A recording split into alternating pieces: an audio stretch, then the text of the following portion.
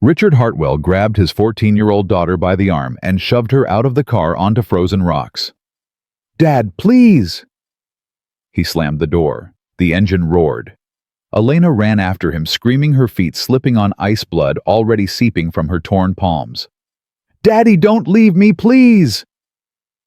The car disappeared around the bend. The dust settled. Silence swallowed her whole. No phone, no food, no shelter. Just a German shepherd pressing against her legs, and a piece of bread in her pocket. That night, Richard Hartwell slept in his Denver mansion. His daughter fought to survive on a frozen mountain alone, abandoned, erased. She was supposed to die. She didn't. Before we enter this story, tell us in the comments where you're watching from and what time it is in your city. Subscribe to this channel and stay until the end, because what Elena Hartwell became would one day destroy everything her father built. The letter arrived on a Tuesday. Richard Hartwell was signing acquisition papers when his assistant knocked. The woman's face told him something was wrong before she spoke. "Sir, this came to the office." The woman who delivered it was insistent. Richard took the envelope without looking up. "Handle it. She said you'd want to see it personally. She said it concerns your daughter." Richard's pen stopped moving. "I don't have a daughter." "That's what I told her, sir." Richard dismissed her with a wave and tore open the envelope. A photograph fell onto his desk. A woman he barely remembered, a child he had never seen, and 3 sentences that made his blood run cold. "Her name is Elena. She's yours. I'm dying and she needs a home." He picked up his phone immediately. "Get me a DNA test, quietly, today." 3 weeks later, Richard sat across from his lawyer in a private office downtown. "The results are conclusive," the lawyer said. "She's yours, 99.9%. Richard stared at the paper. "This stays buried." "Of course, but the mother is dead now. The child is in state custody. If you don't claim her—" "I said buried, not abandoned." Richard stood and walked to the window. Abandonment creates paper trails, journalists, questions. "Then what do you suggest?" Richard was quiet for a long moment. When he turned around, his face showed nothing. "Bring her here. She'll be a distant relative, a cousin's orphan, something forgettable." "And your wife?" "Victoria will understand. She always does." But Victoria did not understand. "You want to bring your bastard into my home?" They were in the master bedroom, doors locked, voices low enough that staff couldn't hear. Victoria's face was perfectly composed, but her eyes burned. "She's a child, Victoria. 7 years old. What am I supposed to do?" "You're supposed to write a check and make her disappear. That's what men like you do. Men like me don't leave evidence." Richard loosened his tie. "A girl in foster care with my DNA. That's a lawsuit waiting to happen. A scandal, a weapon for anyone who wants to hurt us." Victoria laughed bitterly. "So your solution is to raise her under our roof, next to our son. Not raise. House. There's a difference." "Is there?"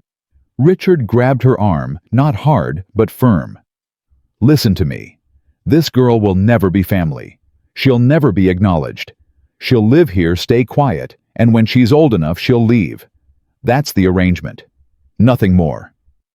Victoria pulled away slowly. Her expression shifted from anger to calculation. "And if she becomes a problem?" "She won't." "But if she does?" Richard met his wife's eyes. Something passed between them, an understanding darker than words. "Then we'll handle it." Victoria smiled. It was the coldest thing Richard had ever seen. "I'll prepare a room on the 3rd floor," she said. "Away from Marcus, away from guests, somewhere appropriate." Elena Hartwell arrived at the mansion on a rainy October afternoon. She was small for 7, thin. Her eyes moved constantly, taking in everything: the iron gates, the stone walls, the endless windows watching her like eyes. The housekeeper led her inside. "Mr. Hartwell will see you in the foyer." Elena clutched her suitcase with both hands.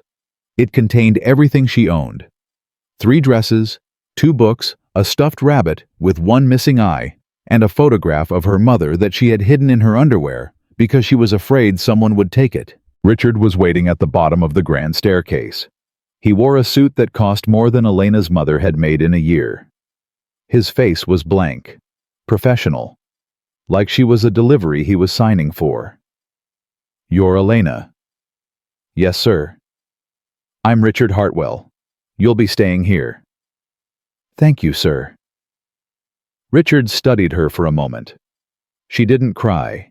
She didn't ask questions. Good. This might be easier than he feared.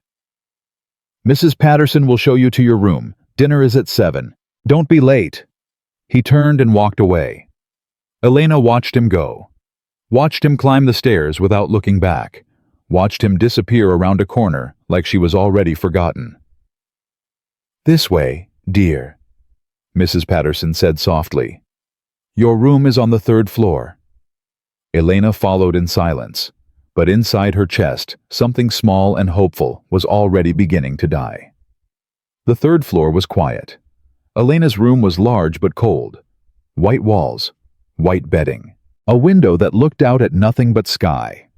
It felt less like a bedroom and more like a waiting room, a place where you stayed until something else happened. She unpacked her suitcase alone. The dresses went into a closet big enough to hold 100 dresses. The books went on a shelf that could hold 1,000. The stuffed rabbit she hid under her pillow because she was too old for stuffed animals, but too scared to sleep without it. The photograph of her mother she kept in her pocket, always. That night she lay awake listening to the silence. No cars, no voices, no mother humming in the kitchen while she cooked dinner. Just the sound of a massive house breathing around her, full of people who wished she didn't exist. 3 floors below Richard and Victoria were having dinner. "She seems manageable," Richard said between bites. "Quiet, obedient." "For now." Victoria sipped her wine.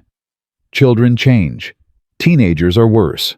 What's your plan when she starts asking questions?" "What questions? Who her father is, why she's really here, why she's treated differently than Marcus." Richard set down his fork. "She won't ask." "She will. They always do." Victoria leaned forward. "And when she does, what will you tell her the truth?" "Don't be ridiculous." "Then you need a story. Something consistent. Something she believes so completely that she never thinks to question it." Richard was quiet for a moment. "What do you suggest?" Victoria's smile returned that cold, calculating smile that Richard had learned to recognize as dangerous. "Leave it to me." The next morning, Victoria called Elena to the sitting room. Elena came immediately, her heart pounding. She had been in the mansion for less than 24 hours. Had she already done something wrong? Victoria was sitting in a high-backed chair, a cup of tea balanced perfectly in her manicured hands. She looked like a queen waiting to pass judgment. "Sit down, Elena." Elena sat on the edge of a sofa, her hands folded in her lap, her spine straight. "Do you know why you're here?" Victoria asked. "Because my mother died." "Yes, and because Mr. Hartwell is a generous man, a charitable man. He's agreed to provide for you even though he has no obligation to do so." Elena's throat tightened. "I know. I'm grateful." "Are you—" Victoria set down her teacup with a soft clink. "Gratitude is more than words, child. Gratitude is behavior. It's knowing your place. Understanding that you are a guest in this house, not a member of this family." "I understand." "Do you—" Victoria stood and walked toward Elena slowly. "Let me be clear. You will not speak to Mr. Hartwell unless spoken to. You will not join family meals unless invited. You will not discuss your situation with staff, with visitors, with anyone. If someone asks who you are, you say you're a distant relative. Nothing more." Elena nodded, her eyes stinging.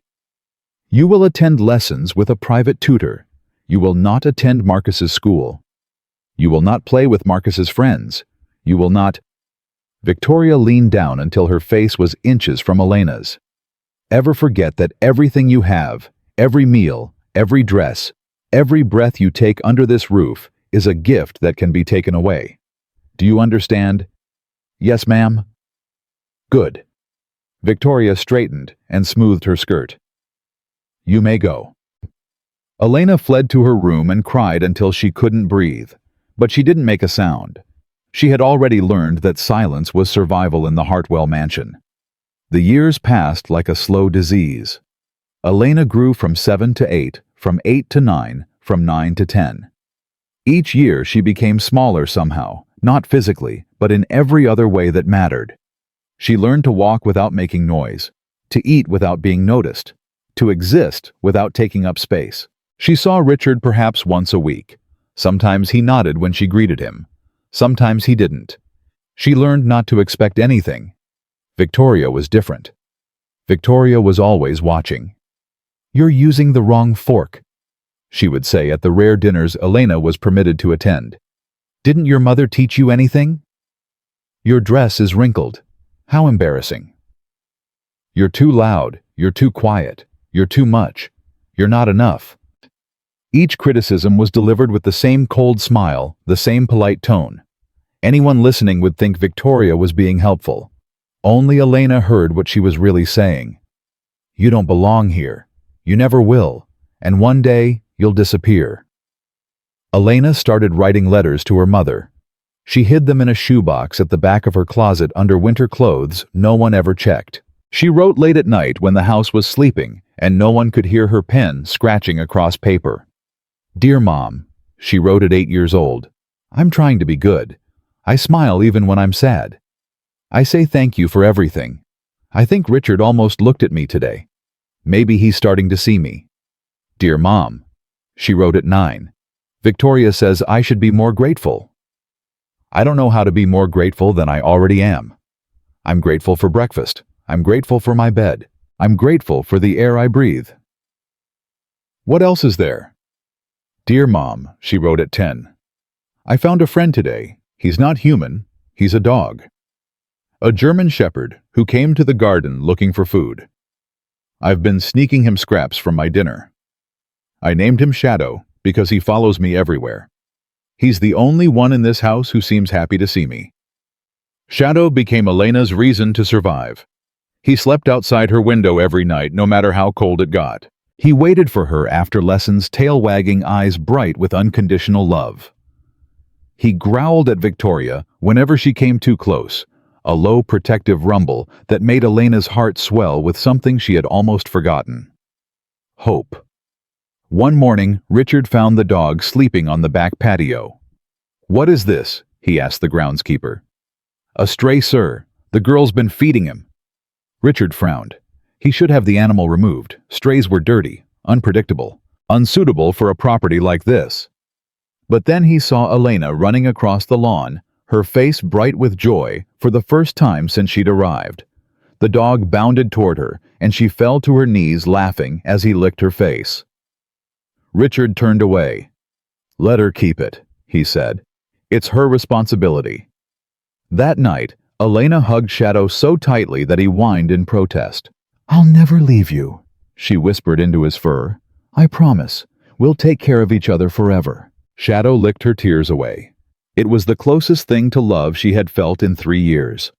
Victoria noticed the dog immediately. That animal is a problem, she told Richard over breakfast.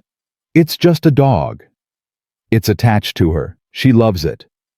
Victoria's voice dripped with disdain. Love makes people do stupid things, ask questions, take risks, make demands. She's a child, Victoria. She's allowed to love a dog. Is she? Victoria set down her coffee cup. Is she allowed to love anything? Because from where I'm sitting, that girl is supposed to be invisible. And invisible people don't have attachments.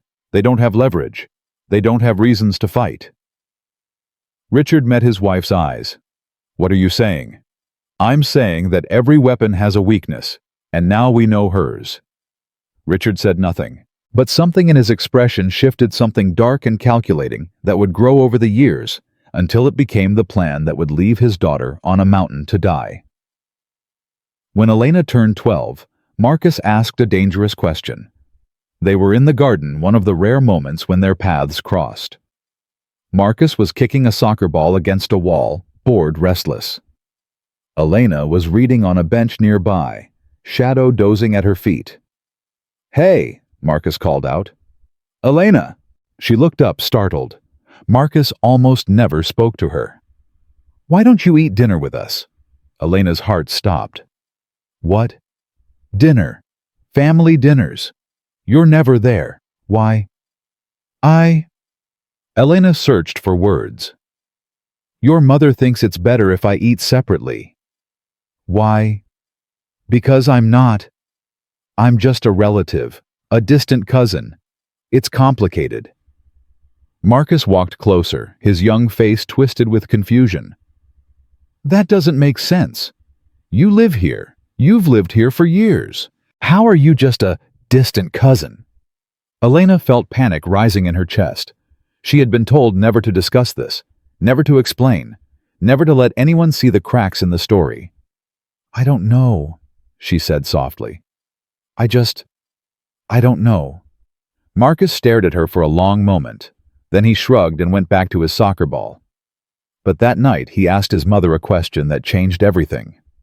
"Mom, who is Elena, really?" Victoria's blood went cold. "She's a relative. You know that. But which relative, whose kid is she? Why does she look so sad all the time? Marcus. And why does she have Dad's eyes?" Victoria's hand trembled as she tucked her son into bed. "Some questions," she said carefully, "don't have answers you'd like. Some questions are better left alone. Do you understand?" Marcus nodded slowly, but his eyes were troubled. That night, Victoria went to Richard's study. "We have a problem," she said. "What now?" "Marcus. He's asking questions about the girl." Richard looked up sharply. "What kind of questions?" "The dangerous kind." Victoria closed the door behind her. "He noticed she has your eyes." Silence fell over the room like a shroud. "He's a child," Richard said finally. "He'll forget." "Will he?"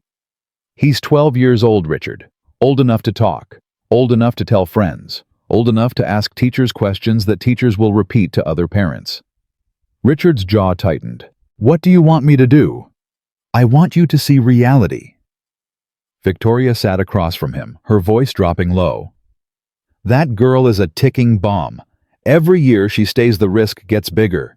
Every year she grows, the resemblance gets stronger.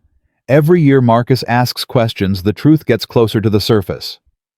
So what do you suggest? Ship her off to boarding school?" "That's a start, but is it enough?"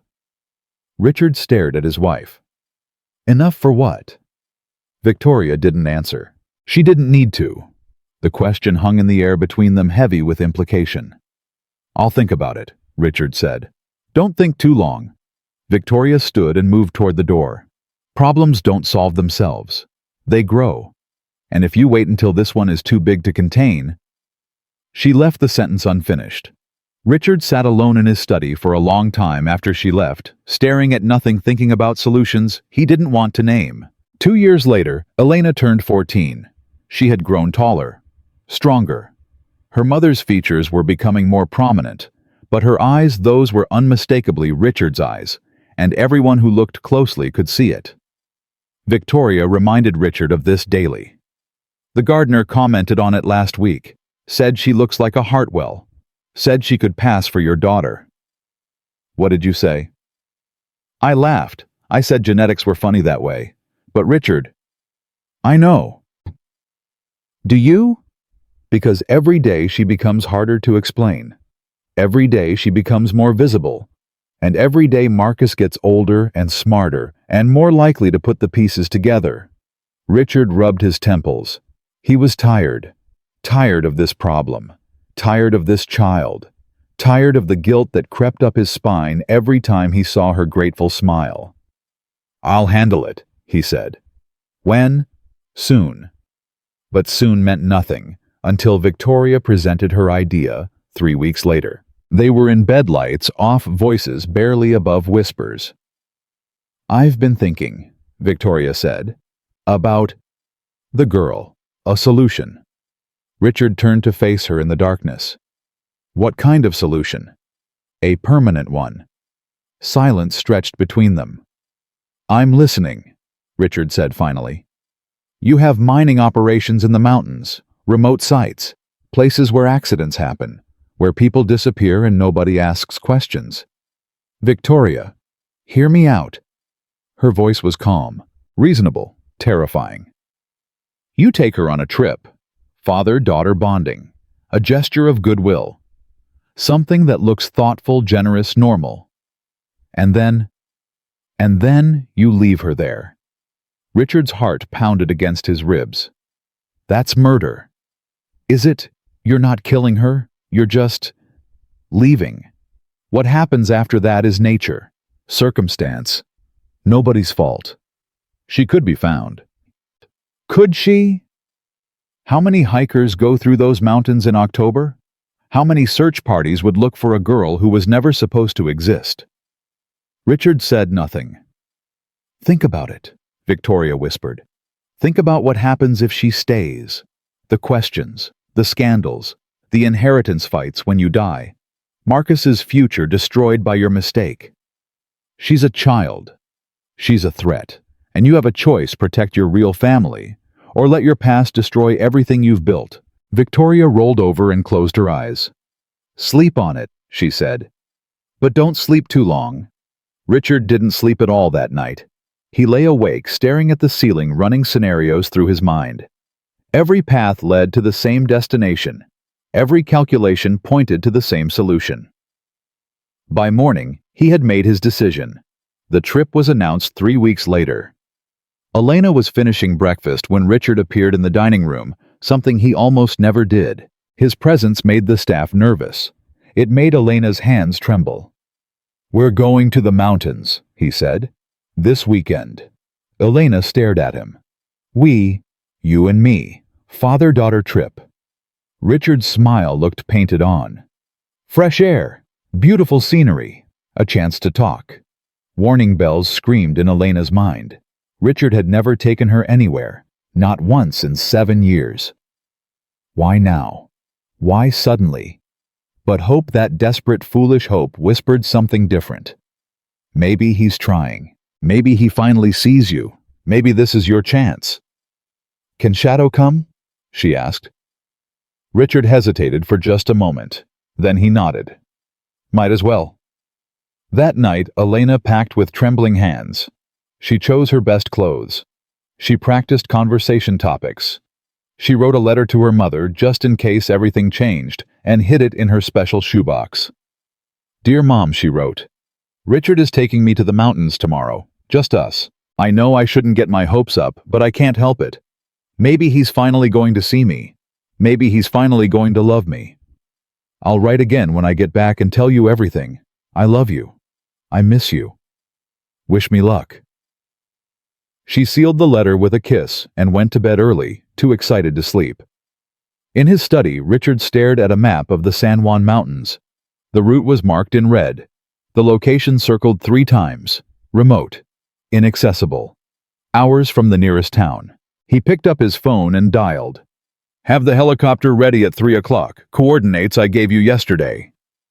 Yes, sir. Will there be passengers? Richard paused. His hand was steady. His voice was flat. Just one. The drive took 6 hours. Elena watched the landscape change through the window.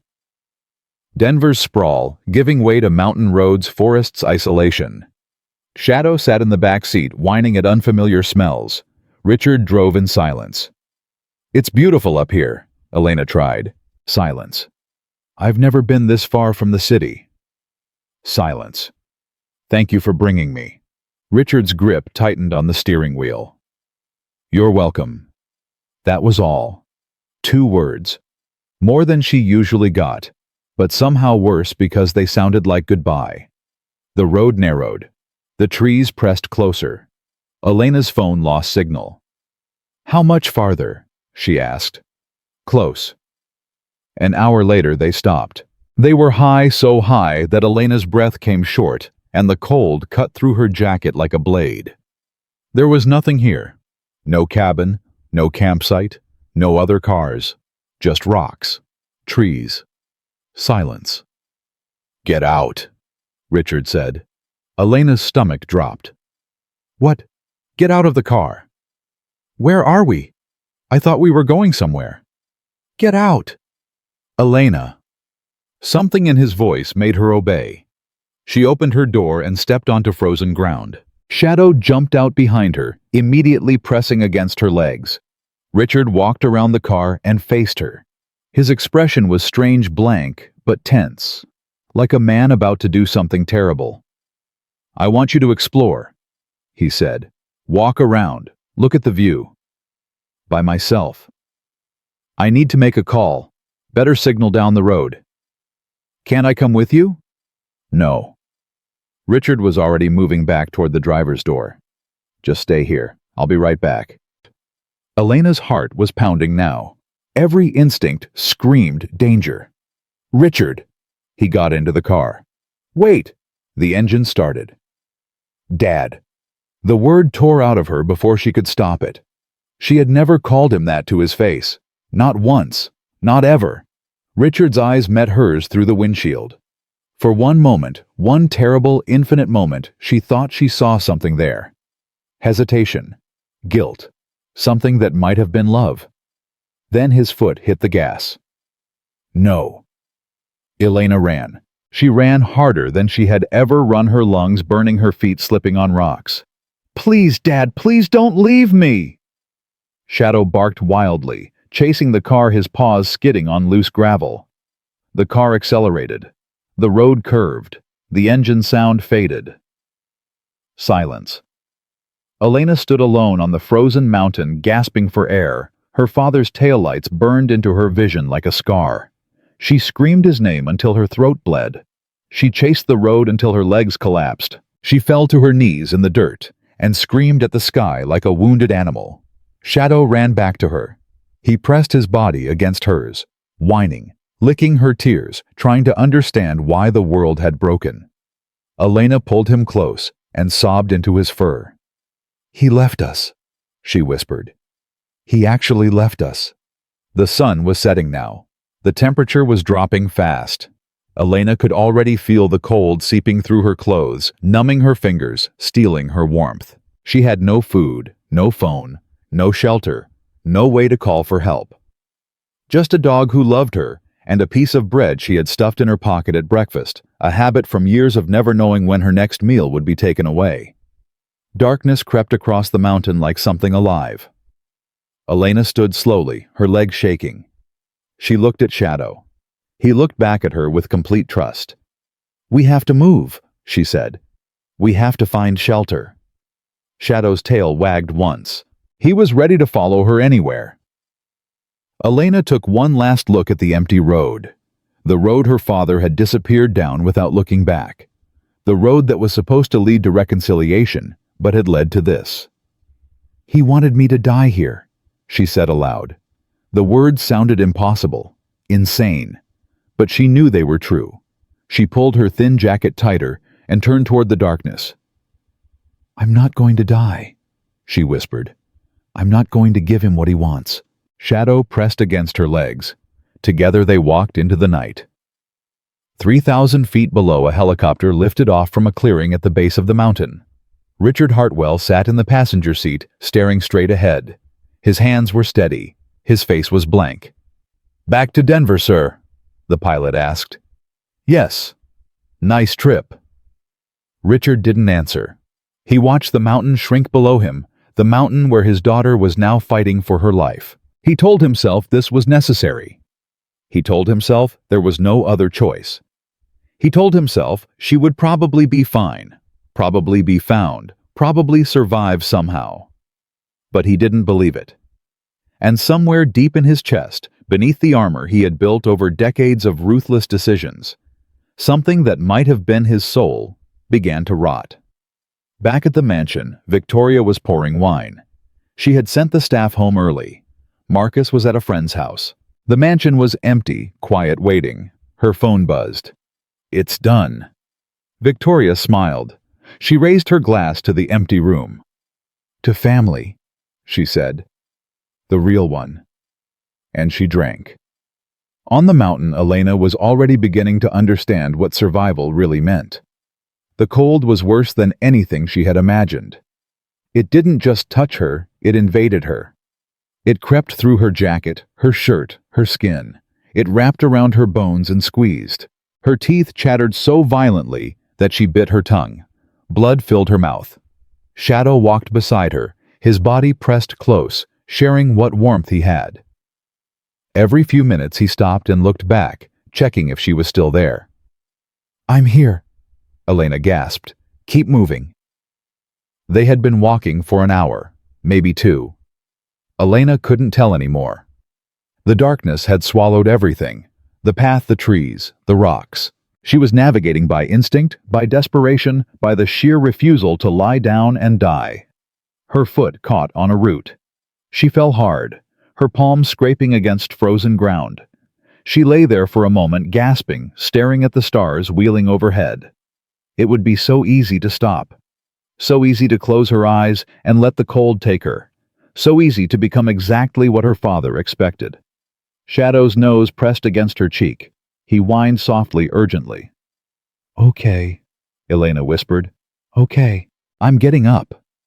She pushed herself to her feet. Her hands were bleeding. Her knees were shaking. But she was standing. In the distance, barely visible through the trees, she saw something that made her heart leap. Light, faint, flickering, but unmistakably real. "Shadow," she breathed. "Look." The dog's ears perked up. He saw it too. Elena started moving again. Faster now. Stumbling, crawling, dragging herself toward that tiny spark of hope in the endless darkness. She didn't know that the light belonged to a woman named Martha Redbird, a mountain hermit who had lived alone for 30 years. She didn't know that Martha would save her life, heal her wounds, and teach her how to survive. She didn't know that this night would be the first step on a journey that would take her from victim to survivor to something far more dangerous. All she knew was that she was still alive, and as long as she was alive, Richard Hartwell had failed. "I'll come back," she whispered into the darkness. "I'll come back, and I'll make you see me. I'll make you remember what you did." The wind howled around her. The cold bit at her face. Shadow pressed closer, his warmth the only thing keeping her tethered to the world. "I'll come back," she said again, stronger now. "And when I do, you'll wish you'd killed me yourself." She kept walking. The light grew brighter. And somewhere far below, her father slept peacefully in a mansion built on silence, completely unaware that the daughter he had tried to erase was already beginning to write herself back into existence. The light was closer now. Elena could see it flickering through the trees, warm and orange against the frozen darkness. Her legs were numb. Her hands were bleeding. Every breath felt like swallowing broken glass, but she kept moving. Shadow walked beside her, his body pressed against her thigh, guiding her when her vision blurred. Twice she fell. Twice he barked until she got back up. The third time she fell, she didn't think she could rise again. "I can't," she whispered into the frozen ground. "I can't do this anymore." Shadow whined. He licked her face, her hands, her frozen ears. He barked sharply, urgently, refusing to let her surrender. "Okay." Elena's voice cracked. "Okay, one more try." She pushed herself to her knees, then to her feet. The world tilted dangerously, but she stayed upright. The light was maybe 50 yards away now. She could smell wood smoke. She could hear something crackling. "Hello?" she called out. Her voice was barely a whisper. "Please, help me." Nothing. She stumbled forward. 20 yards. 10. 5. A cabin materialized from the darkness, small, rough, smoke rising from a crooked chimney. Elena collapsed against the door and pounded with what little strength she had left. "Please," she sobbed. "Please, someone. I'm going to die out here." For a long moment, nothing happened. Elena's heart sank. Maybe the cabin was empty. Maybe the fire was old. Maybe she had come all this way just to die on a stranger's doorstep. Then the door swung open. A woman stood there, maybe 60 years old, with gray hair pulled back and eyes that had seen too much to be surprised by anything. She held a shotgun in one hand and a lantern in the other. "Jesus Christ!" the woman breathed. Elena looked up at her with eyes that had stopped hoping hours ago. "My father left me on the mountain," she said. "Please don't let me die." Then her legs gave out completely, and everything went black. Elena woke to warmth, real warmth, the kind that wrapped around you instead of attacking you. The kind she had almost forgotten existed. She was lying on a worn couch covered in heavy blankets that smelled like cedar and wood smoke. A fire crackled nearby. Shadow was pressed against her side, his fur warm, his breathing steady. "Don't try to move yet." Elena turned her head. The woman from the doorway was sitting in a wooden chair, watching her with careful eyes.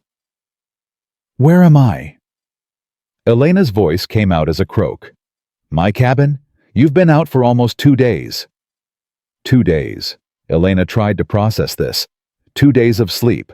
2 days of survival. 2 days since her father had driven away and left her to die.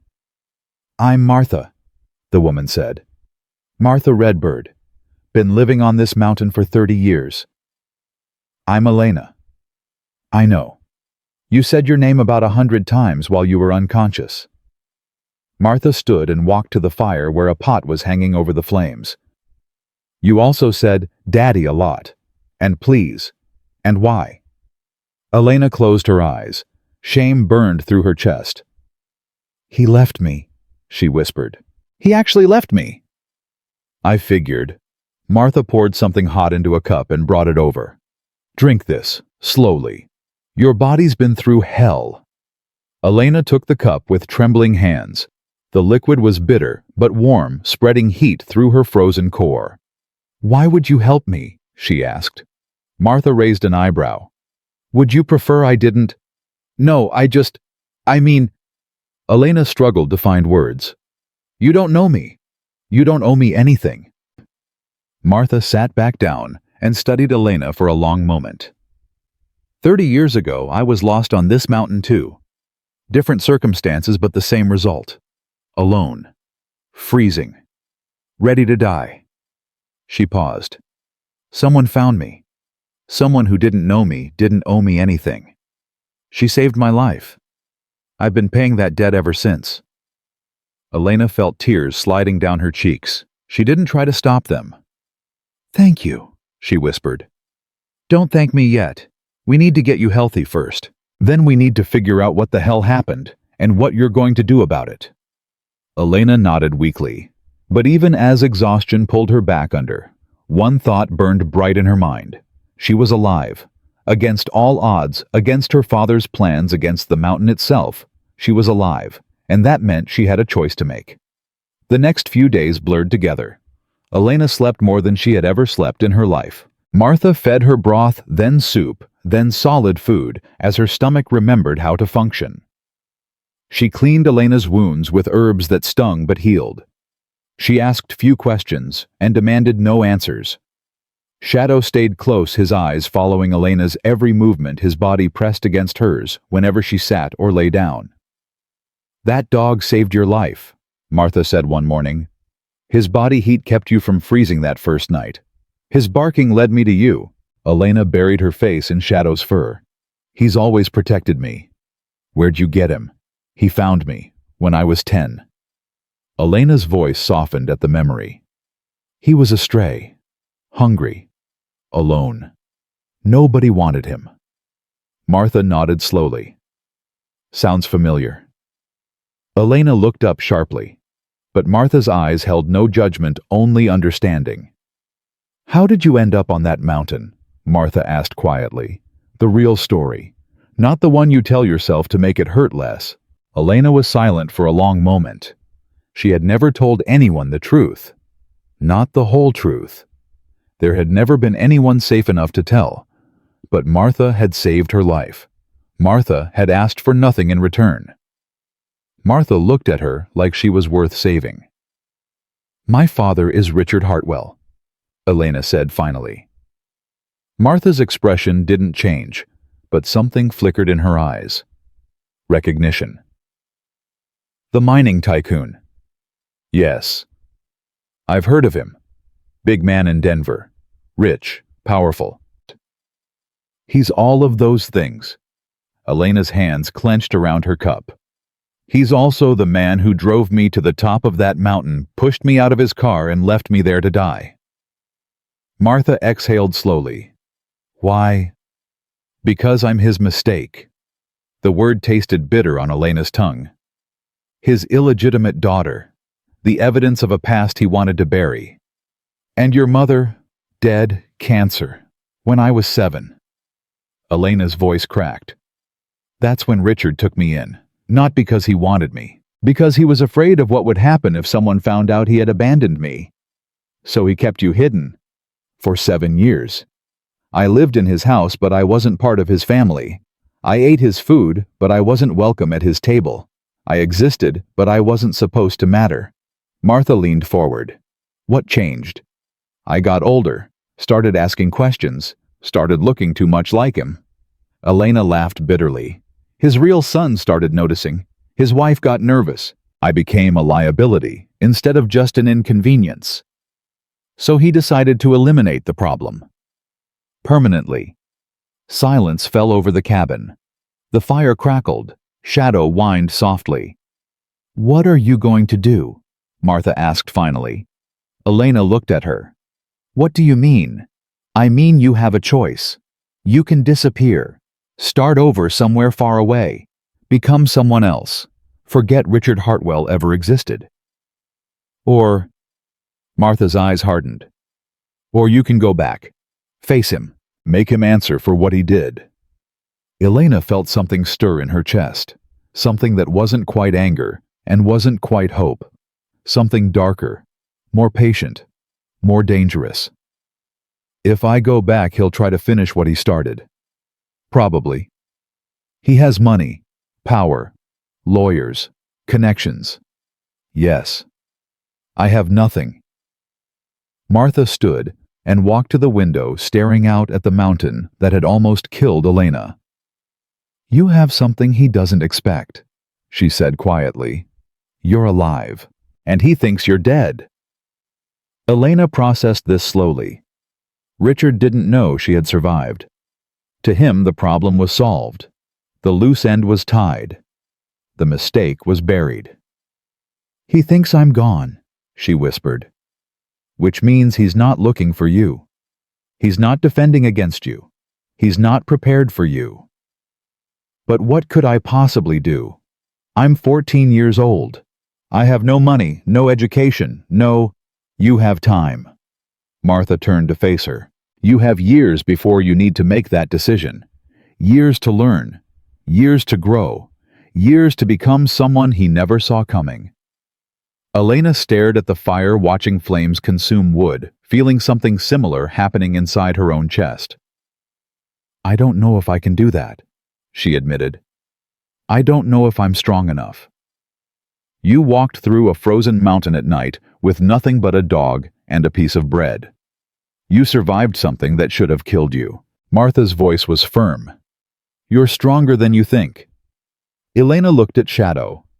He looked back at her with complete trust, complete loyalty, complete love.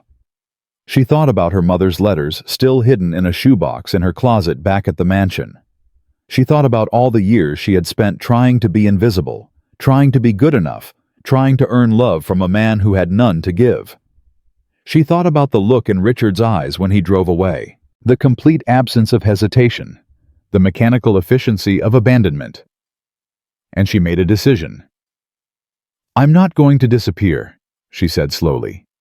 I'm not going to forget. And I'm not going to forgive. Martha nodded. Then what are you going to do? Elena's jaw tightened. I'm going to survive. I'm going to learn. I'm going to grow. Her voice dropped to something cold and certain. And when I'm ready, I'm going to go back. I'm going to look him in the eyes. And I'm going to make him remember that he has a daughter. Martha studied her for a long moment. Then slowly she smiled. Good. 3 weeks later, Elena was strong enough to walk without help. Martha had taught her the basics of mountain survival: how to find water, how to build shelter, how to read the weather, how to move through wilderness without leaving traces. "Why are you teaching me this?" Elena asked one day. "Because survival isn't just about staying alive," Martha replied. "It's about being ready for whatever comes next." Elena absorbed everything like a sponge. She had spent 7 years learning to be invisible in a mansion. Now she was learning to be invisible in a different way, a more useful way. One morning, Martha handed her a worn backpack. "There's a town about 12 miles from here, small place. People mind their own business." Elena's heart seized. "You're sending me away." "I'm giving you a choice." Martha's voice was gentle but firm. "You can stay here with me. Learn to live on this mountain. Be safe. Be hidden. Or you can go to that town. Find Dr. Samuel Crow. He runs a small clinic there. He's a good man. He asks questions, but he doesn't demand answers." "Why would I go to him?" Martha hesitated.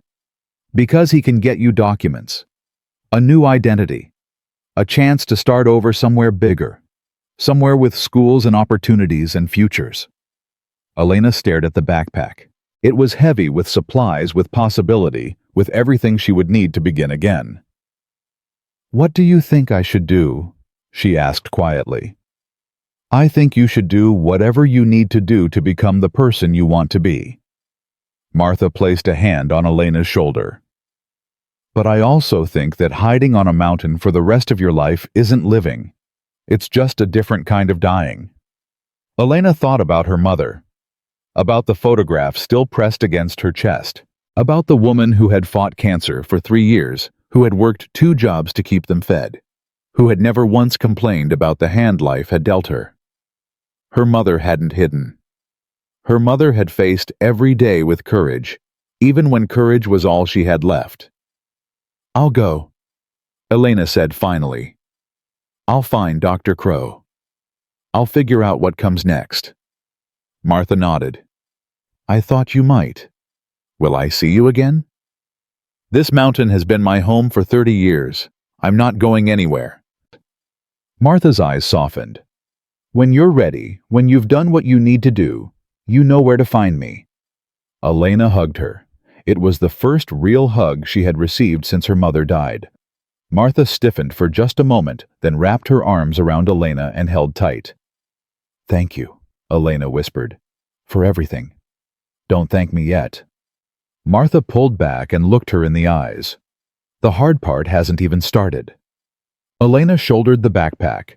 Shadow pressed against her legs, ready to follow. She took one last look at the cabin that had saved her life, at the woman who had given her hope, at the mountain that had almost killed her. Then she turned and started walking. 12 miles later, Elena reached the town of Silver Creek. It was small, quiet. The kind of place where people waved at strangers but didn't ask their names. Elena walked through the main street with Shadow at her side, drawing curious looks, but no questions. Dr. Samuel Crow's clinic was at the end of the road, a modest building with a hand-painted sign. Elena stood outside for a long moment, her heart pounding. This was it, the first step towards something new, the first step away from being Richard Hartwell's forgotten daughter. She pushed open the door. A man looked up from behind a desk. Tall, weathered, kind eyes that had seen too much suffering to judge anyone for anything. "Can I help you?" he asked. Elena took a deep breath. "My name is Elena," she said. "Martha Redbird sent me. She said you might be able to help." Dr. Crow studied her face, her bruises, her too thin frame. The dog pressed against her legs like a bodyguard. "Martha doesn't send people to me unless they need something important." He gestured to a chair. "Sit down. Tell me what happened." Elena sat, Shadow curled at her feet, and for the first time, she told her story to someone who might actually be able to help her do something about it. Back in Denver, Richard Hartwell was having a good week. The mining expansion was ahead of schedule. Stock prices were up. Victoria had stopped asking questions about the trip. Marcus was excelling at school. Everything was exactly as it should be. He sat in his study signing documents when Victoria appeared in the doorway. "The Henderson dinner is tomorrow night. I've arranged for that photographer from the society pages." "Good. I was thinking we should do a family portrait. You, me, Marcus. Show a united front." Richard looked up. "What prompted this?" Victoria smiled. "I just think it's important, after everything that's happened, to remind people what really matters." Richard nodded slowly. "Fine. Arrange it." Victoria turned to leave, then paused. "Oh, and Richard, I had the staff clean out the third floor, the extra bedrooms, the old storage areas." She paused meaningfully. "Everything that was up there has been disposed of." Richard's pen stopped moving. "Everything. Everything. Clothes, books, papers." Victoria's smile widened. It's like she was never here. Richard felt something twist in his stomach. Guilt? No. Relief. That was relief. "Good," he said. "That's good." Victoria disappeared down the hallway. Richard sat alone in his study, staring at the documents he could no longer focus on. She was never here. The words echoed in his mind. She was never here. He told himself this was what he wanted. A clean slate. A fresh start. No evidence of mistakes. But somewhere deep in his chest, in a place he had learned to ignore long ago, something that might have been guilt whispered a different story. He poured himself a drink and pushed the feeling down. It stayed down for almost a decade. 200 miles away, Elena Hartwell was already beginning to build the weapon that would eventually destroy him. She didn't know it yet. She was just a 14-year-old girl sitting in a doctor's office, telling her story, hoping someone would believe her. But Dr. Samuel Crow did believe her. He believed her enough to make phone calls, to find resources, to connect her with people who could help her disappear and then reappear as someone new. "It will take time," he told her. "Years, maybe longer." "I have time," Elena replied. "You'll need education, skills, a plan." "I'll learn."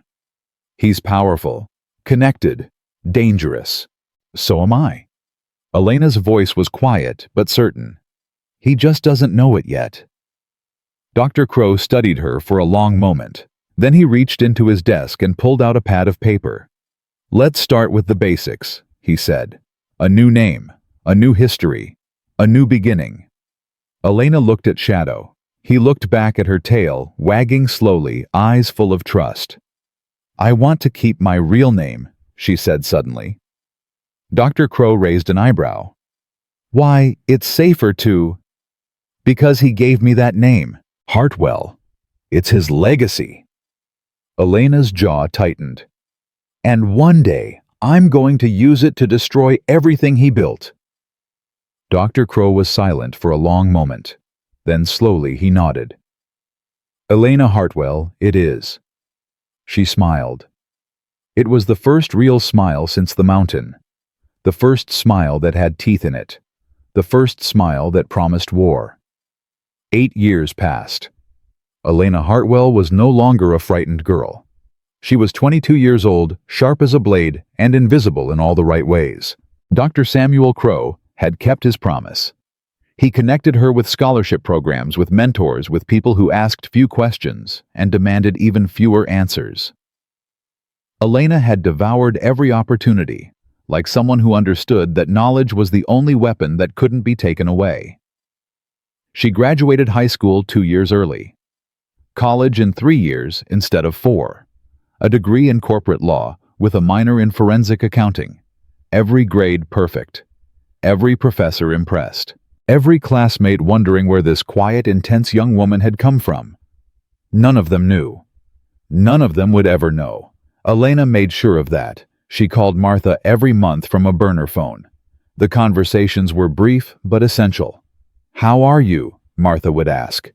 "Stronger," Elena would reply. And the plan? Coming together. Martha never pushed for details. She understood that some things needed to grow in darkness before they could survive the light. Shadow was still with her, Older now, his muzzle gray, his steps slower. But his eyes still followed Elena everywhere.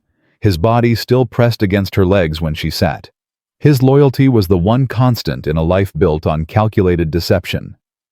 "You're a good boy," Elena whispered to him every night. "The best boy. We're almost there." Shadow's tail would thump against the floor. He didn't understand the words, but he understood her. That was enough. In Denver, Richard Hartwell's empire continued to grow. Hartwell Energy had expanded into 3 new states.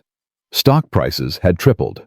Richard's face appeared on magazine covers with headlines like "The Man Who Built the West" and "America's Energy Titan." Victoria stood beside him in every photograph, her smile perfect, her eyes cold. Marcus had graduated from an Ivy League university and joined the company as vice president of operations. He was being groomed for succession. The heir apparent, the future of the Hartwell dynasty. Nobody mentioned Elena. Nobody remembered her. Nobody knew she had ever existed. That was exactly what Elena was counting on. The job posting appeared on a Tuesday. Hartwell Energy was hiring compliance consultants. Entry-level positions with access to internal documents, financial records, operational reports. The kind of access that could expose decades of buried secrets. Elena stared at her laptop screen for a long time. This was it. The door she had been waiting for. The opportunity she had spent 8 years preparing to seize. Her phone buzzed. A text from Dr. Crow. Saw the posting. "Are you ready?" Elena typed back. "I've been ready for 8 years. Be careful. He's still dangerous. So am I." She submitted her application that night. Her resume was flawless. Her references were impeccable. Her interview skills had been honed through years of practice. 2 weeks later, she received the call. "Ms. Hartwell. This is Human Resources at Hartwell Energy. We'd like to schedule an interview." Elena's heart pounded, but her voice was perfectly calm. "I'd be happy to come in. When works best for you?" The interview was conducted by 3 people who had no idea they were hiring Richard Hartwell's ghost. Elena answered every question with precision. She demonstrated expertise without arrogance. She smiled at the right moments, nodded at the right pauses, projected exactly the kind of competent anonymity that made people trust you without remembering you. "Your surname," one interviewer noted. "Hartwell. That's the same as—" "Common name in Colorado," Elena replied smoothly. "I get that a lot." They laughed. She laughed with them. Inside, something cold and patient smiled. 3 days later, she got the job. Her first day at Hartwell Energy headquarters felt like walking into a tomb. Elena remembered this building. Not this specific one. The company had moved to a larger headquarters years ago, but the atmosphere, the hushed voices, the careful movements, the sense that power lived here and demanded respect. She had felt small in places like this once, invisible, worthless, not anymore. Elena found her desk, organized her materials, and began the slow, methodical work of learning every system, every process, every vulnerability. She didn't rush. Rushing created mistakes. Mistakes created attention. Attention created danger. Instead, she became the perfect employee. Early to arrive, late to leave. Thorough in her work. Helpful to colleagues. Invisible to leadership. Exactly as planned. 3 months passed before Elena saw her father for the first time. She was walking through the lobby when the elevator doors opened and Richard Hartwell stepped out, surrounded by assistants, radiating the kind of authority that made people move aside without being asked. Elena froze. 8 years of preparation. 8 years of planning. 8 years of transforming herself from victim to weapon. And suddenly, she was 14 again, standing on a frozen mountain, watching her father drive away. Richard walked within 10 feet of her. His eyes swept the lobby, registering nothing, seeing no one. He didn't recognize her. Of course he didn't. She had been a child when he abandoned her. A problem to be solved. A face he had trained himself to forget. Elena watched him disappear into a conference room. Her hands were shaking, her heart was racing, but her mind was clear. He doesn't know, she thought. He has no idea I'm here. No idea I'm alive. No idea what's coming.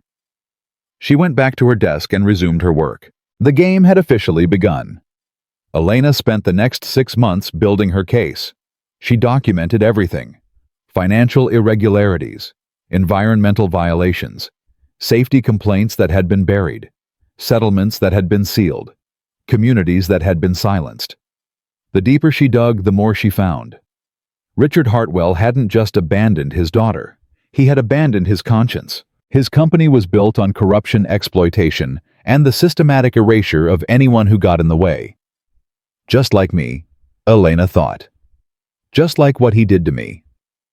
She stored everything in encrypted files. Multiple backups, multiple locations. Nothing that could be traced back to her. Nothing that could be destroyed if Richard discovered what she was doing. And she waited. The opportunity came 8 months after she started. A board meeting, a compliance review, a request for junior staff to prepare documentation for executive presentation. Elena volunteered. "I can have the reports ready by Friday," she told her supervisor. "That's ambitious." "I work fast." Her supervisor shrugged.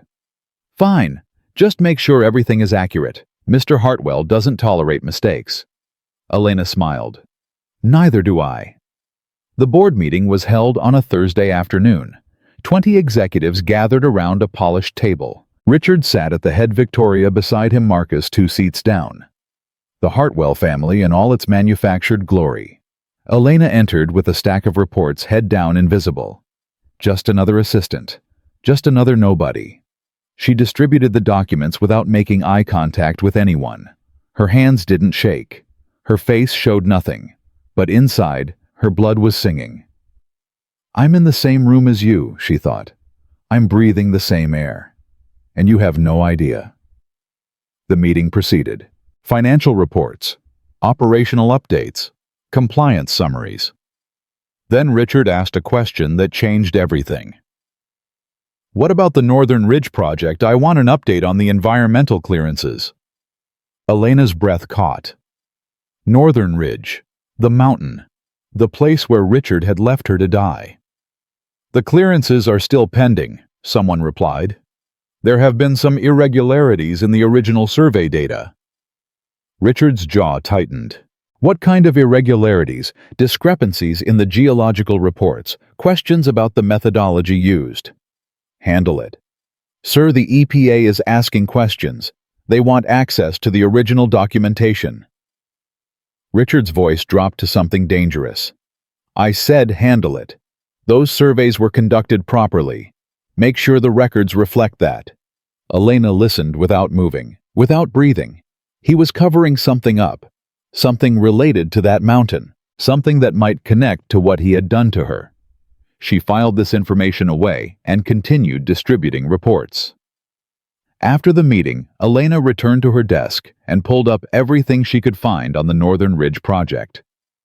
The original surveys had been conducted 12 years ago. Right around the time Richard had started planning his expansion into remote mountain territories. Right around the time he had been looking for places where problems could disappear. Elena cross-referenced dates, locations, personnel, and she found something that made her stomach drop. The Northern Ridge site wasn't just a mining location. It was a dumping ground. Illegal waste disposal, contaminated water sources, falsified environmental reports. Richard hadn't just left his daughter on that mountain to die. He had chosen that specific location because no one ever went there, because anything that disappeared there stayed disappeared, including inconvenient children. Elena sat back in her chair, her mind racing. This was bigger than her, bigger than personal revenge. Richard Hartwell had been committing crimes for decades, and she had stumbled onto the proof. She picked up her phone and dialed a number she had memorized years ago. James Walker's office. "This is Elena Hartwell. I need to speak with James. It's urgent." James Walker was a lawyer, not a corporate lawyer or a defense attorney, a crusader. He had spent 20 years taking on companies that hurt communities, exposing corruption, fighting battles that most lawyers considered unwinnable. Elena had found him 3 years ago during her research. She had watched his career from a distance, studied his methods, waited for the right moment to make contact. That moment had arrived. They met in a coffee shop far from downtown. James was older than Elena expected, with tired eyes and a permanent frown. But his handshake was firm, and his attention was absolute. "You said you had information about Hartwell Energy." "I have more than information." Elena slid a folder across the table. "I have evidence." James opened the folder slowly. His frown deepened as he read. "Where did you get this?" "I work there. Compliance department." "You're risking your career." "I'm risking more than that." James looked up. "Why, what's your stake in this?" Elena hesitated. She had never told anyone except Martha and Dr. Crow the full truth. It felt dangerous to speak it aloud. It felt like handing someone a weapon that could be used against her. But James was her best chance, her only chance. "Richard Hartwell is my father," she said quietly. James's eyebrows rose. "You're his daughter. His illegitimate daughter. The one he tried to erase." Elena's voice hardened. "The one he left on a mountain to die when I was 14 years old." Silence fell over the table. James stared at her, processing. "You survived." "Obviously. And now you're inside his company, gathering evidence." "For 8 years I've been preparing for this moment." James leaned back in his chair. "That's quite a story." "It's not a story, it's my life." "Can you prove the abandonment, the attempted murder?" "I can prove enough. I can prove a pattern of behavior.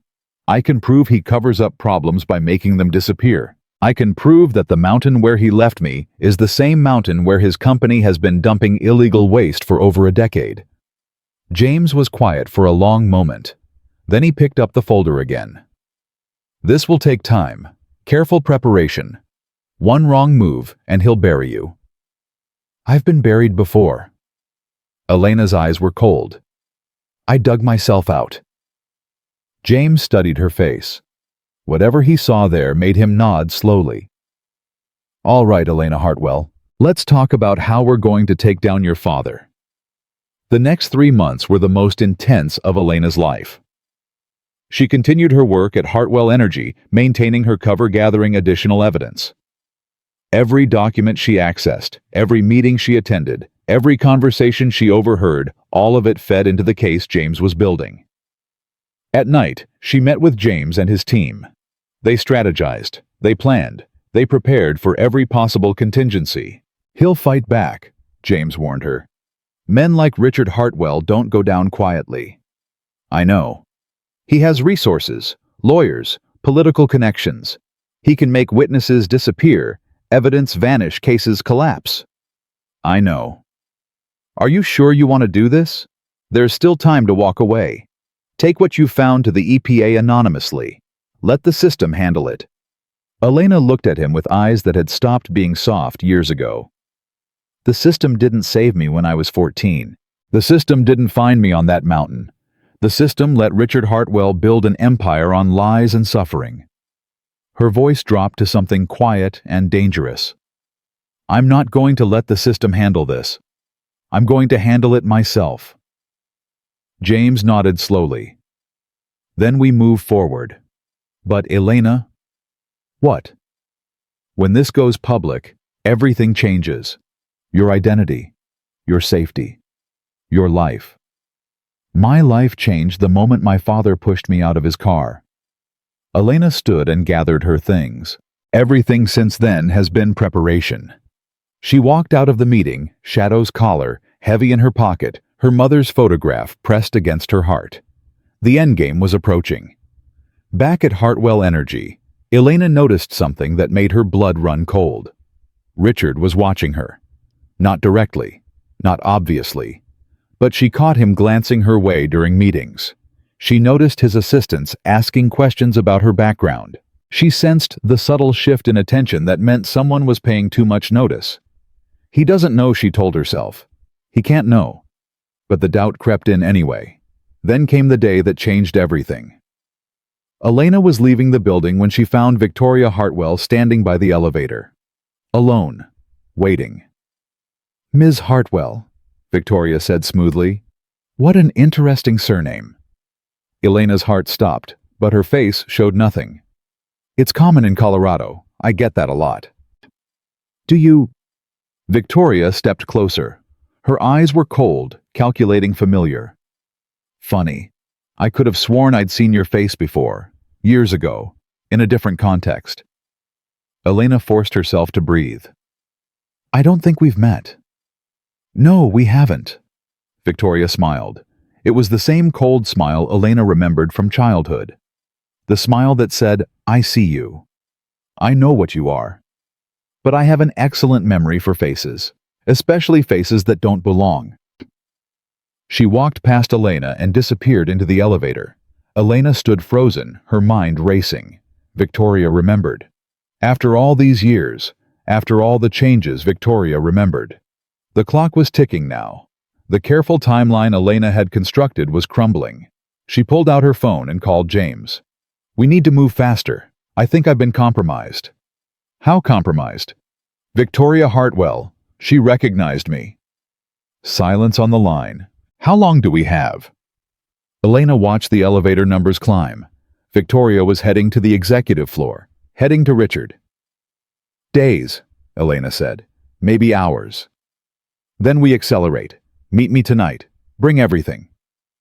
Elena hung up and walked out of the building. Behind her, 40 floors up, Victoria Hartwell was opening her husband's office door. "Richard," she said, "we need to talk about the girl in compliance." Richard looked up from his desk. "What girl?" Victoria sat down across from him, her eyes bright with something that looked almost like excitement. "The one who calls herself Elena Hartwell. The one with your eyes." She paused. "The one we thought died on that mountain 8 years ago." Richard's face went white. The ghost had returned, and the reckoning was about to begin. Richard Hartwell's hands were shaking. He stared at Victoria across his desk, waiting for her to say she was joking, waiting for her to laugh and tell him this was some kind of sick test, waiting for anything except the truth he saw in her eyes. "That's impossible," he said. "She died on that mountain." "Did she—" Victoria's voice was ice. "Did you check? Did you send someone to confirm?" "I didn't need to confirm. It was October. Freezing temperatures. No food. No shelter. No one could survive that. And yet someone with your eyes and your name is sitting in your compliance department right now. Someone who has been here for almost a year. Someone who has had access to every document, every file, every secret this company has buried." Richard stood abruptly. His chair crashed against the wall behind him. "Get security. Now. And tell them what? That your illegitimate daughter rose from the dead and infiltrated your company." Victoria laughed bitterly. "Think, Richard. If we move against her openly, she'll talk. She'll tell everyone what you did, what we did." "Then what do you suggest?" Victoria leaned forward, her eyes cold and calculating. "We find out what she knows. We find out who she's talked to. And then we make her disappear. Properly this time." Richard felt something twist in his stomach. The same feeling he had pushed down 8 years ago. The same feeling he had drowned in scotch and denial. "She's still my daughter. She stopped being your daughter the moment you left her on that mountain." Victoria stood and walked toward him. "She's a threat now, a witness, evidence of the worst thing you've ever done." "I know what she is." "Do you?"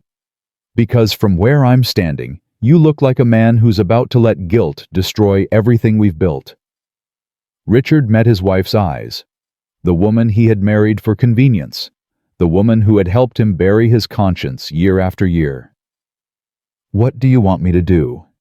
Victoria smiled. It was the same smile she had worn the night she first suggested the mountain. "Let me handle it. Like I always do." Across town, Elena was moving fast. She had called in sick to work. She had packed everything essential into a single bag. She had transferred her evidence files to 3 separate secure locations. And she had called Martha. "She recognized me," Elena said into the phone. "Victoria, she knows." Martha's voice was calm, steady. the voice of a woman who had survived worse. "Are you safe?" "For now, I'm meeting James tonight. We're accelerating the timeline." "Good. Don't go back to that building. Don't go anywhere they'd expect you to go." "I won't." "Elena." Martha paused. "Whatever happens next, remember who you are. Remember why you survived." "I remember." Elena's voice hardened. "I remember every single day." She hung up and looked at Shadow. He was watching her with worried eyes, sensing her tension, ready to follow wherever she led. "It's almost over, boy," she whispered. "One way or another, it's almost over." Shadow's tail wagged uncertainly. Elena grabbed her bag and walked out the door. She never saw the black SUV parked across the street. She never saw the men inside watching her apartment, reporting her movements to Victoria Hartwell in real time. But she felt it. The instinct that had kept her alive on that mountain. The sense that danger was close and closing fast. She changed her route, doubled back twice, took alleys instead of main streets. By the time she reached James Walker's office, she was certain she had lost them. She was wrong. James was waiting when she arrived. His office was cluttered with files, every surface covered with documents related to Hartwell Energy. 3 assistants were working at computers, organizing evidence, preparing legal briefs. "We don't have much time," James said as Elena entered. "I've been making calls. The EPA is ready to move. The FBI has expressed interest. But we need your testimony to tie it all together." "What about protection if Richard finds out where I am?" "I've arranged for private security, and I've contacted a journalist at the Denver Post. If anything happens to you, your story goes public within the hour." Elena nodded. "Good." "But Elena," James's voice softened, "there's something else you should know. Something I found today while going through your evidence." "What?" James pulled a file from his desk and handed it to her. "The Northern Ridge site, the mountain where your father left you." He paused. "You weren't the first person to disappear there." Elena's blood went cold. "What do you mean?" 3 workers, over the past decade, all reported missing after being assigned to that site, all officially listed as accidents or voluntary departures. James met her eyes. None of them were ever found. Elena stared at the file. 3 names, 3 faces, 3 people who had gone to that mountain and never come back. "He's been doing this for years," she whispered. "It looks that way. And you were supposed to be just another disappearance, another problem solved." Elena's hands were trembling, not from fear, from rage. "Then we don't just expose him, we destroy him." James nodded slowly. "That's exactly what I was thinking." At Hartwell Energy headquarters, Richard was unraveling. He had called an emergency meeting with his lawyers. 6 of them sat around the conference table, all looking at him with carefully neutral expressions. "I need options," Richard said. "Legal options for dealing with a potential whistleblower." "What kind of information does this person have?" asked the lead attorney. "Everything. Financial records, environmental violations, personnel files." "How did they obtain this information?" "They work here, in compliance." The attorneys exchanged glances. If the information was obtained through their normal job duties, suppressing it would be difficult. Any legal action could be seen as retaliation. "I don't care how it looks. I need this contained." "Mr. Hartwell." The lead attorney leaned forward. "I need to ask you directly. Is there anything in this information that could result in criminal charges?" Richard's jaw tightened. "That's not relevant." "With respect, sir, it's extremely relevant. If we're talking about potential criminal exposure, the strategy changes significantly." Silence filled the room. Richard thought about the mountain, the waste disposal, the falsified reports, the workers who had disappeared. "There may be some irregularities," he said carefully. "Historical issues that were handled internally." Historical issues? Things that happened before current management protocols were in place. The attorneys exchanged another look. This time Richard caught something in their expressions that he had never seen before. Fear. "Mr. Hartwell," the lead attorney said slowly. "I think we need to have a more detailed conversation, in private, about exactly what kind of exposure we're dealing with." Richard dismissed everyone except the lead attorney. When they were alone, he told him everything. The attorney's face went pale. "Jesus Christ," he breathed. "Can it be contained? Mr. Hartwell, you're describing attempted murder, environmental crimes, possible connections to missing persons. I'm describing problems that need to be solved. These aren't problems that can be solved with legal maneuvers." The attorney stood. "I'm advising you to contact a criminal defense attorney, immediately." "I don't need a criminal defense attorney. I need loyalty." "What you need is a miracle." The attorney gathered his things. "I'll have my resignation on your desk by morning."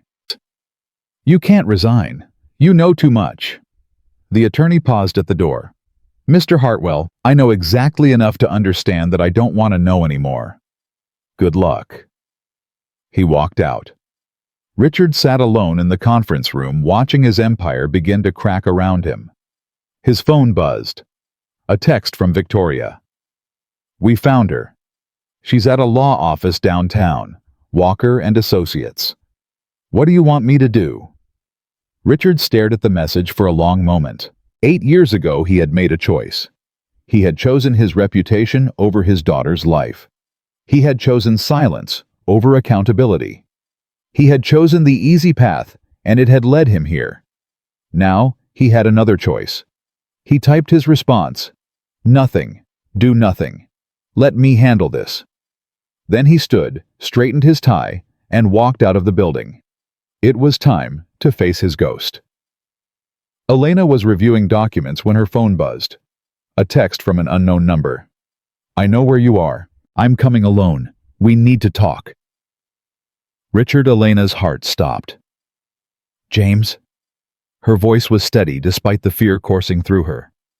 "He found us. He's coming here." James stood immediately. "I'll call security." "No." Elena held up her hand. "Let him come." "Are you insane? He tried to kill you once. What makes you think he won't try again?" "Because this time, I'm not a 14-year-old girl standing on a mountain." Elena met his eyes. "This time, I have witnesses. I have evidence. I have power. This is dangerous. Everything about my life has been dangerous since the moment my father decided I was disposable." Elena stood. "I've been waiting 8 years for this conversation. I'm not running anymore." James hesitated. Then he nodded slowly. "All right, but we record everything, and security stays close." "Fine." 20 minutes later, Richard Hartwell walked through the door. He looked older than Elena remembered, grayer, more fragile. The confidence that had always radiated from him was dimmed somehow, replaced by something that looked almost like exhaustion. He stopped when he saw her. For a long moment, neither of them spoke. Father and daughter separated by 8 years by betrayal, by an act of violence that should have ended one of their lives. "Elena," Richard said finally. His voice cracked on her name. "Richard." Elena's voice was flat, cold. "You came. You didn't think I would." "I didn't think you had the courage." Richard flinched. "I deserve that." "You deserve a lot more than that." James stepped forward. "Mr. Hartwell, I should inform you that this conversation is being recorded. Anything you say, I know." Richard held up a hand. "I'm not here to fight. I'm not here to threaten. I'm here to—" He paused, struggling with words he had never learned to say. "I'm here to see my daughter." Elena laughed. It was a bitter sound, sharp as broken glass. "Your daughter. I stopped being your daughter the moment you pushed me out of your car and drove away." "Elena!" "Don't." Her voice dropped to something dangerous. "Don't you dare say my name like it means something to you. You threw me away. You left me to freeze to death on a mountain. And then you went home and slept in your mansion and pretended I never existed. I know what I did." "Do you?" "Because I don't think you do. I don't think you have any idea what it was like to be 14 years old alone, terrified watching your father abandon you." Elena's eyes burned with tears she refused to shed. "I screamed your name until my throat bled. I chased your car until I collapsed. And you didn't even look back." Richard's face crumbled. "I looked back." The words hung in the air. "What?" "I looked back." Richard's voice was barely a whisper. "In the rearview mirror. I saw you fall. I saw the dog trying to protect you. I saw everything. And you kept driving. And I kept driving." A tear slid down Richard's cheek. "I've seen that moment every night for 8 years. Every time I close my eyes. Every time I think I've escaped it." "Good!" Elena's voice was ice. "I hope you see it for the rest of your life." Silence stretched between them. James cleared his throat. "Mr. Hartwell, we have evidence of multiple crimes committed by you and your company. Environmental violations, fraud, falsified reports, and potentially—" He glanced at Elena. "Attempted murder of a minor."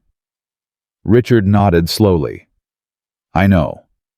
You're facing serious criminal exposure, years in prison, the complete destruction of everything you've built." "I know. Then why are you here? What do you possibly think you can say that would change anything?" Richard looked at Elena. Only at Elena. "I'm not here to change anything. I'm not here to make excuses. I'm here because my daughter survived something that should have killed her. She survived me." His voice broke. "And I needed to see it with my own eyes." Elena stared at her father. She had imagined this moment for 8 years. She had rehearsed what she would say, how she would react, what it would feel like to finally confront the man who had tried to erase her. She had expected rage, satisfaction, triumph. Instead, she felt empty. "You want to know what I learned on that mountain?" she asked quietly. "Yes. I learned that I was worth nothing to you. Not worth keeping, not worth protecting, not even worth killing properly." She stepped closer. "I learned that the man whose blood runs through my veins would rather watch me die than risk his reputation." "Elena. But I also learned something else." Her voice hardened. "I learned that I could survive anything, that I could walk through hell and come out the other side, that I didn't need your love or your approval or your acknowledgement." She met his eyes. "I learned that I was stronger than you ever were." Richard broke. He sank into a chair, his head in his hands, his shoulders shaking with sobs he had held back for 8 years. "I'm sorry," he whispered. "I'm so sorry." Elena watched him cry. This powerful man, this titan of industry, this father who had never been a father at all. And she made a decision. "Your apology doesn't matter to me," she said coldly. "What matters is justice. For me. For the workers who disappeared on that mountain. For every community your company destroyed." She turned to James. "Release everything, every document, every file. Let the world see who Richard Hartwell really is." James nodded. "Are you sure?" "I've been sure since I was 14 years old." She looked at her father one last time. "You wanted to erase me. You wanted me to disappear. But I'm still here. And now everyone is going to know exactly what kind of man you are." Richard looked up, his face wet with tears. "What happens now?" Elena smiled. It was cold and sharp and final. "Now you find out what it feels like to lose everything." She walked out of the office without looking back, just like he had done to her. 48 hours later, the story broke.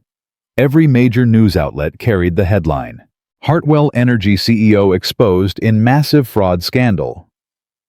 Billionaire accused of attempted murder of own daughter. Environmental crimes uncovered at Colorado mining sites.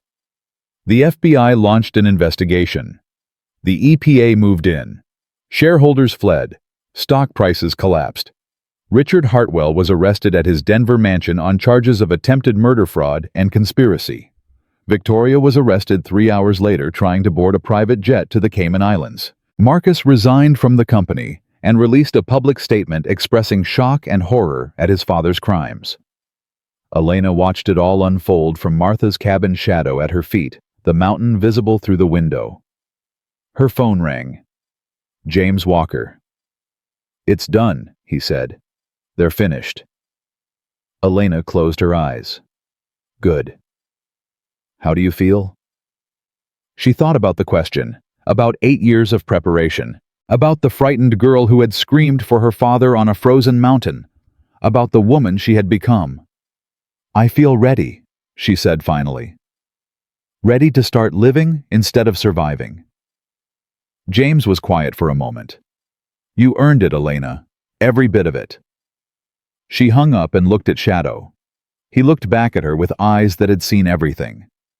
"We did it, boy," she whispered. "We finally did it." Shadow's tail wagged slowly. His breathing was heavier these days, his steps slower.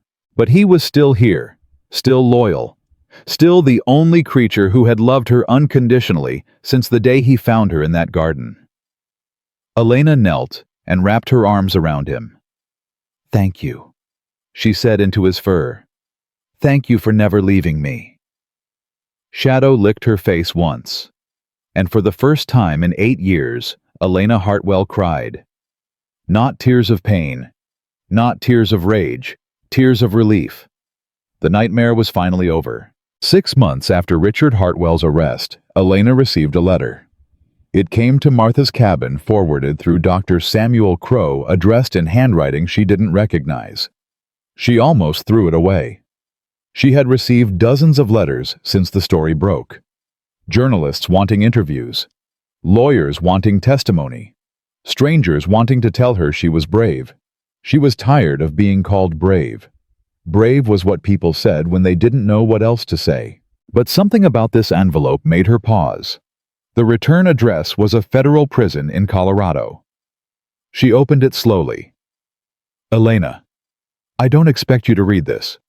I don't expect you to respond. I don't expect anything from you anymore. But I need you to know something. Not for forgiveness, not for redemption, just for truth.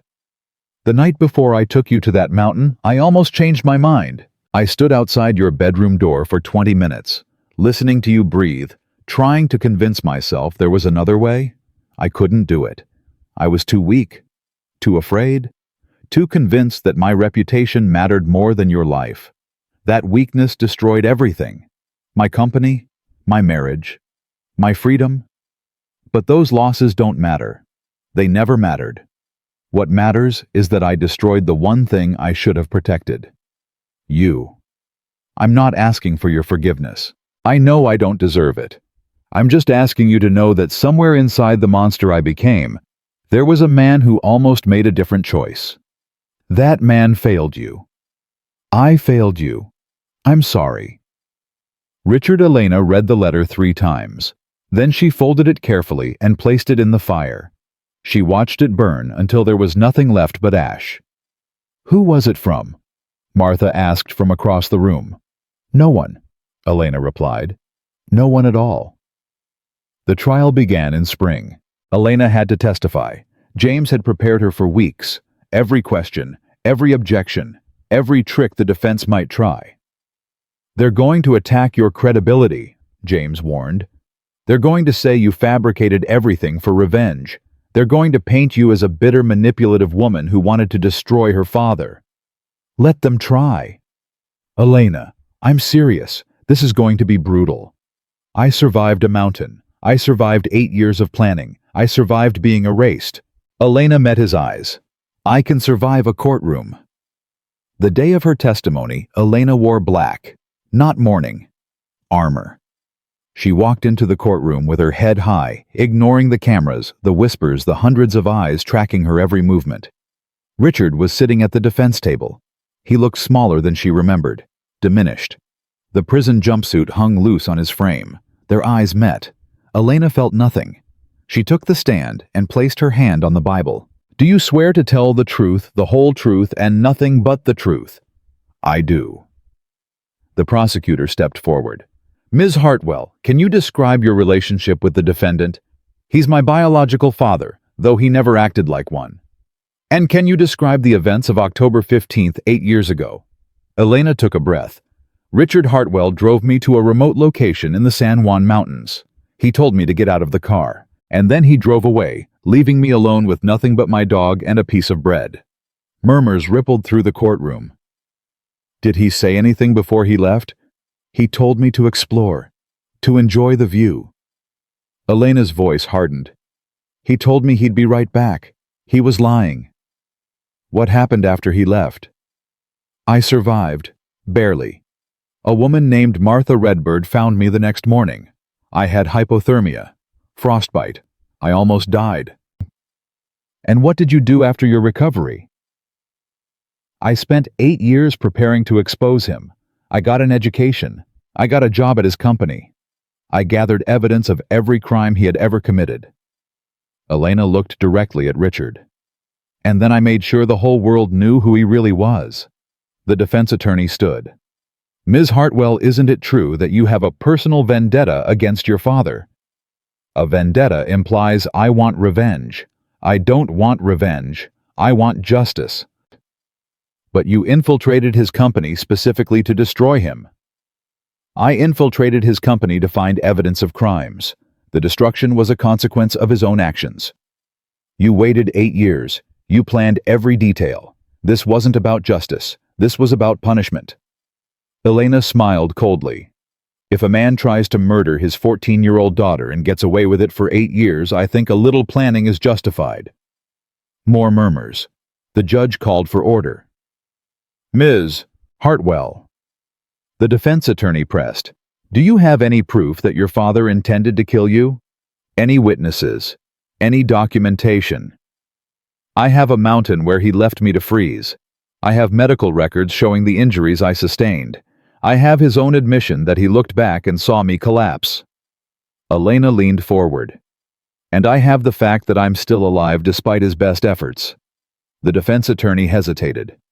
No further questions. The verdict came 3 weeks later. Guilty on all counts. Attempted murder, fraud, environmental crimes, conspiracy. Richard Hartwell was sentenced to 35 years in federal prison. Victoria received 20 years for conspiracy and obstruction. Elena watched from the back of the courtroom as her father was led away in handcuffs. He looked back at her once. She didn't look away. She wanted him to see her, to remember her, to know that the girl he had thrown away had grown into the woman who destroyed him. Richard's mouth moved.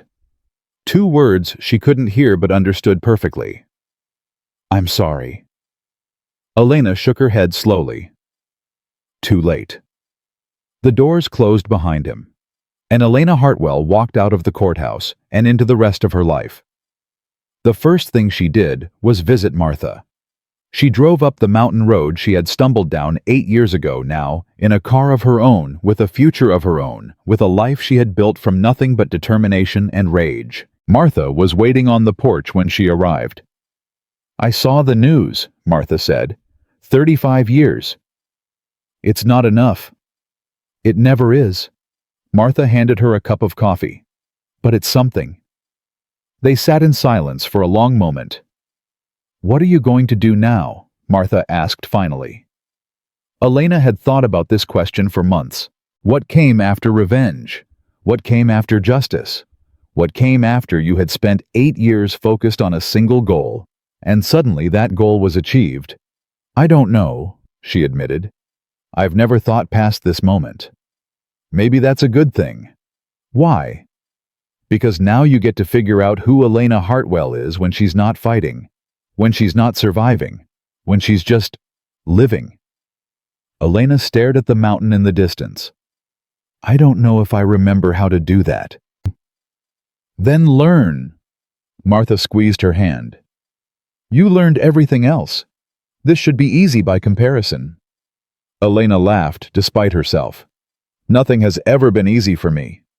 No, it hasn't. Martha's eyes were soft. But that doesn't mean it can't start now. The second thing Elena did was visit Shadow. He had stayed with Martha during the trial, too old and fragile for the stress of courtrooms and hotels. When Elena walked through the door, he lifted his head from his bed, and his tail wagged weakly. Hey, boy. Elena knelt beside him. I'm back.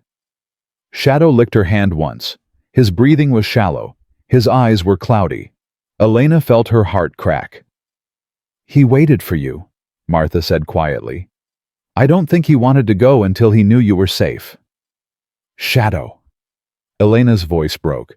"Don't leave me. Please." But she knew. She had known for months. The dog who had saved her life on that mountain was finally reaching the end of his own.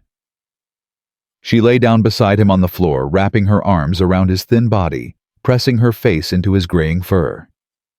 "Thank you," she whispered. "Thank you for finding me in that garden.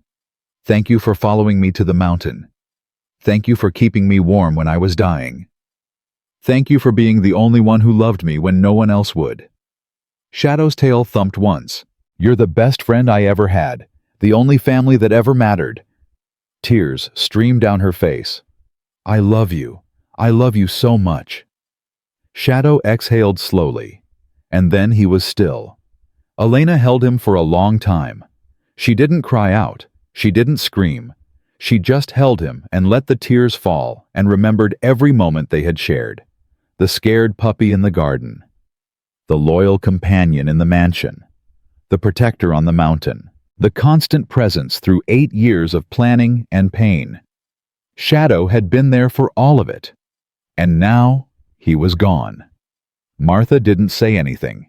She just sat nearby, a silent witness to grief that words couldn't touch. Finally, Elena sat up. "I want to bury him here," she said.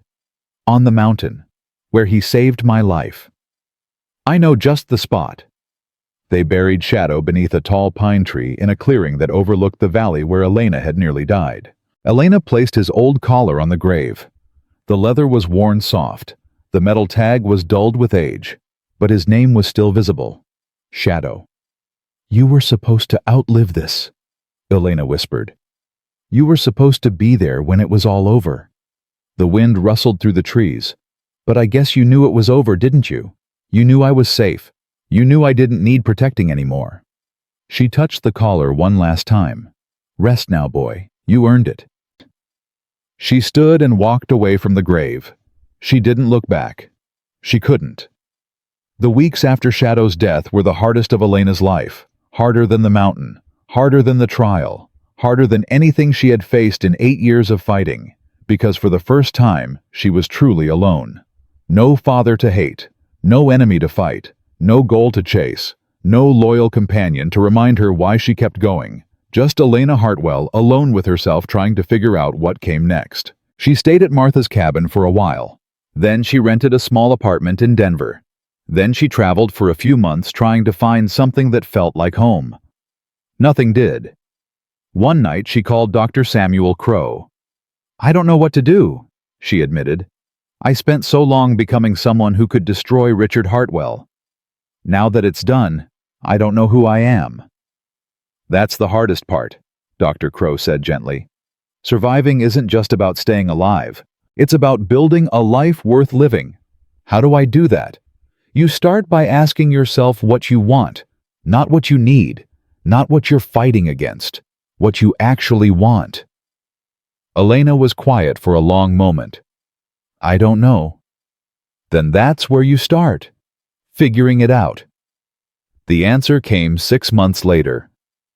Elena was walking through downtown Denver when she passed a building she had never noticed before. A community center. A sign out front read, "Free legal aid for survivors of family trauma." She stopped. She stared at the sign for a long time. Then she walked inside. The woman at the front desk looked up.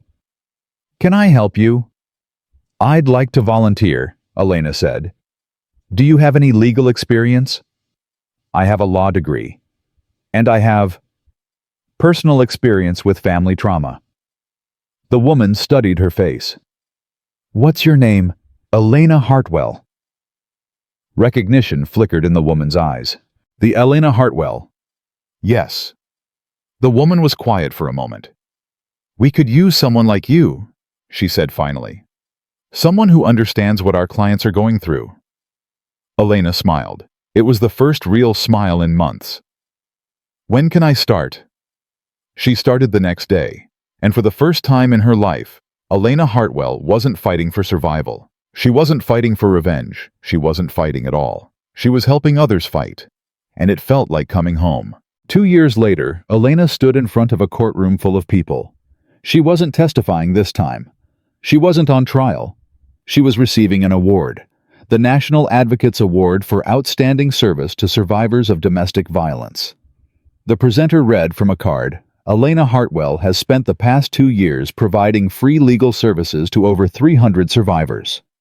Her work has resulted in 47 successful prosecutions and countless lives changed for the better." Elena walked to the podium. The applause was deafening. She waited for it to quiet. "When I was 14 years old," she began, "my father drove me to a mountain and left me there to die." The room went silent. He thought he was erasing a problem, getting rid of an inconvenience, making his life simpler. Elena paused. He was wrong. She looked out at the crowd. "I survived that mountain. I survived 8 years of planning and waiting. I survived the trial and the aftermath and the loss of the only friend who had never abandoned me." Her voice strengthened. "And now I'm standing here receiving an award for helping other people survive their own mountains." Tears glistened in eyes throughout the room. "This award isn't for me. It's for every person who was told they were worthless. Every person who was thrown away. Every person who was supposed to disappear but refused." Elena's chin lifted. "We are not disposable. We are not problems to be solved. We are human beings with worth and dignity and the right to exist." She gripped the podium. "And no matter how powerful the person who tries to erase us, no matter how deep they bury us, no matter how certain they are that we're gone forever," her voice rang through the silent room, "we survive. We rise. We fight back." Elena smiled. "And we win." The applause that followed was the loudest sound Elena had ever heard. But it wasn't the applause that stayed with her. It was the faces, the survivors in the audience who looked at her with something she recognized. The spark that said, "If she can do it, maybe I can too." That spark was worth more than any award, any revenge, any victory. That spark was the reason she had survived. After the ceremony, Elena drove back to the mountain.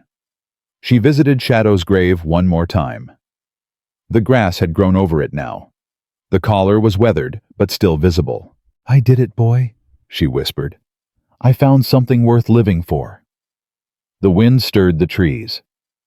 "I wish you were here to see it. But I know you're somewhere watching, probably chasing rabbits and eating treats and waiting for me." She touched the collar gently. "I'll see you again someday. But not yet. I still have work to do." She stood and looked out at the valley below. The same valley where she had almost died. The same mountain that had almost claimed her. It was beautiful now, peaceful. Just a place, just a memory. Elena took a deep breath of mountain air.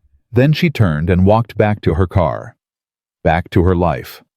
Back to the future she had built from nothing but stubborn refusal to disappear. Richard Hartwell had wanted to erase her. He had failed. Victoria had wanted to make her disappear. She had failed. The mountain had tried to kill her. It had failed. And now, Elena Hartwell stood tall alive, unbroken, helping others survive their own impossible battles. Not because she was special. Not because she was chosen. Not because she was brave. Because she had refused to give up. Because she had survived when surviving seemed impossible. Because she had learned the most important lesson the mountain could teach. You are never as alone as you think. You are never as weak as you fear. And you are never ever disposable. Elena drove down the mountain road, the sunset painting the sky in shades of gold and red. Behind her, Shadow's grave rested peacefully beneath the pine tree. Behind her, Martha's cabin stood strong against the wilderness. Behind her, the ghosts of 14-year-old Elena and her loyal dog faded into memory. Ahead of her, the city lights began to flicker on. Ahead of her, 300 survivors were rebuilding their lives. Ahead of her, a future stretched out unlimited and unwritten. Elena Hartwell smiled. She had been abandoned, betrayed, left to die by the one person who should have protected her. She had been erased, forgotten, treated like a problem to be solved. She had been broken in ways that should have destroyed her. But she was still here, still fighting, still surviving. And now finally, she was living. Not for revenge, not for justice, for herself. The mountain did not take her. Her father did not define her. Her past did not destroy her. Elena Hartwell had written her own story, and it ended not with vengeance, not with bitterness, not with hatred. It ended with something far more powerful. It ended with hope.